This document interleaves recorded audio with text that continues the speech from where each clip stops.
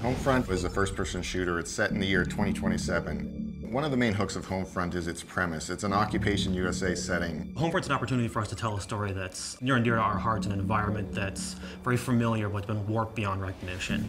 It's a story of really survival and adaptation. What it feels like to be part of a resistance fighting for your country, to give the last full measure for something that you really believe in.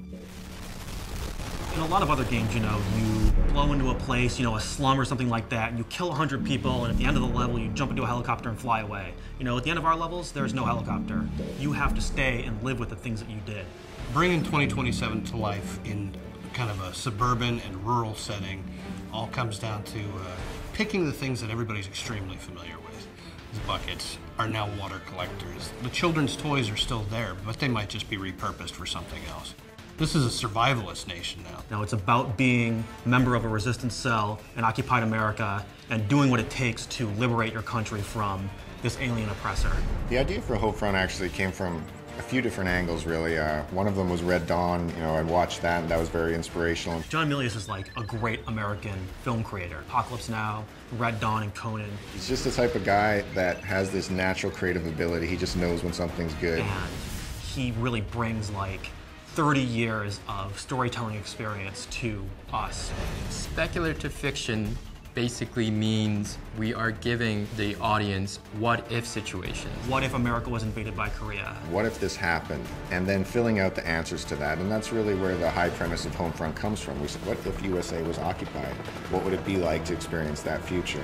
Historically, there are multiple examples of sudden rises and sudden falls. Ancient Greece, Mongolia, Japan. So when you say, how could a mighty power like the USA fall? It's really a combination of elements. It's the decline of the USA due to internal factors and global geopolitical situation. And there's a war in the Middle East. There's Saudi Arabia and Iran involved, and that disrupts oil supplies. And the rise of a new power. The United States' big weakness is their just-in-time economy. Your local supermarket has 3 days worth of stocks on the shelves. If something gets in the way and disrupts that, that's it for our country. Our country is on the razor's edge. The North Koreans are the perfect enemy. The only North Korean that anybody knows is Kim Jong-il. This morning comes the news of Kim Jong-il's death.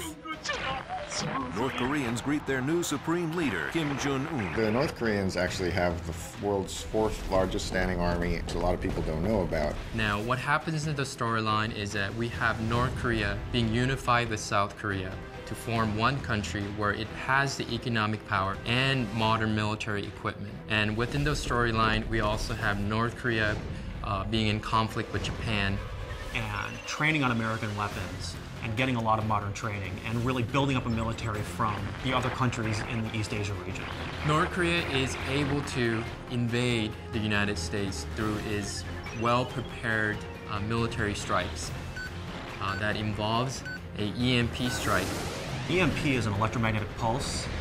It sends out a particular type of energy that blankets the Earth, and what that does is it deactivates modern electronics.